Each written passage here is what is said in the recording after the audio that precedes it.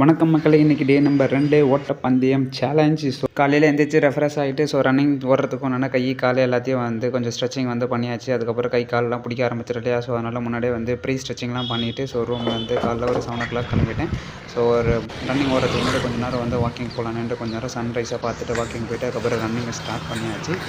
எவ்வளோ நாள் தான் வாக்கிங்கே போயிட்டுருக்கு, இதுக்கு மேலே கொஞ்சம் ஸ்பீடப் பண்ணி கொஞ்சம் ரன்னிங் ஓடுவோண்டா அப்படின்னு என்ன நானே மோட்டிவேஷன் பண்ணிக்கிட்டு ஓட ஆரம்பிச்சு. ஸோ 1 kilometer முடிக்கிறதுக்கு ஆல்மோஸ்ட் 6 minutes ஆகிடுச்சு. அகைன் வந்து அப் அண்ட் டவுன்ன்றதுனால இப்போ செகண்ட் லேப் வந்து ஸ்டார்ட் பண்ணிவிட்டு அகைன் வந்து அதுக்குள்ளே வந்து சன் ரொம்ப அதிகமாக கொளுத்த ஆரம்பிச்சிச்சு. ஃபஸ்ட்டு ஒரு 10 minutes நல்லா இருந்துச்சு, அதுக்கப்புறம் வந்து சரியான வெயில் அடிக்க ஆரம்பிச்சிச்சு. ஆல்மோஸ்ட் இன்றைக்கி கோல் அச்சீவ் பண்ணியாச்சு மக்களே. ஸோ இதுதான் ப்ராக்ரஸ். நம்ம மொபைல் ஆப்லேருந்து எல்லா மெட்ரிக்ஸும் எடுத்தாச்சு, பார்த்துக்கங்க.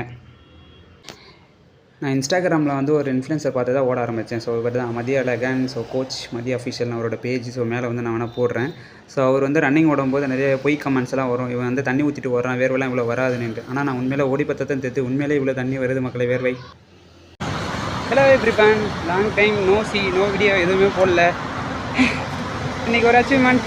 ஸோ எனக்கு ஒரு லாஸ்ட் வீக்கில் ஒரு ப்ராமிஸ் பண்ணியிருந்தேன் 5 kilometers ரன் வந்து ஒரே ஸ்ட்ரெச்சில் ஓடணுன்ட்டு. எஸ், டுடே அச்சீவ் பண்ணிட்டேன் வித் 32 minutes 5.2 kilometers.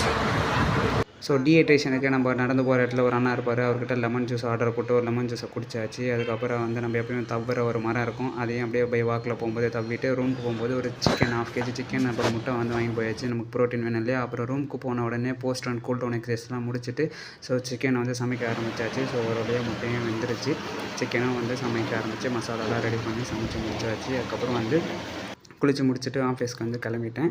ஸோ காலையில் பிரேக்ஃபாஸ்ட்டும் வந்து சாப்பிட்டு முடிச்சு என்ன நானே வந்து ஒரு வீடியோவும் எடுத்துக்கிட்டு பைக்கை ஸ்டார்ட் பண்ணி ஆஃபீஸ்க்கு கிளம்பியாச்சு. ஸோ 10:45 லாகின் பண்ணிவிட்டு ஒர்க்லாம் வந்து முடிச்சுட்டு 7 கிட்ட ஆஃபீஸில் வந்து லாக் ஆஃப் பண்ணி கிளம்பிட்டேன்.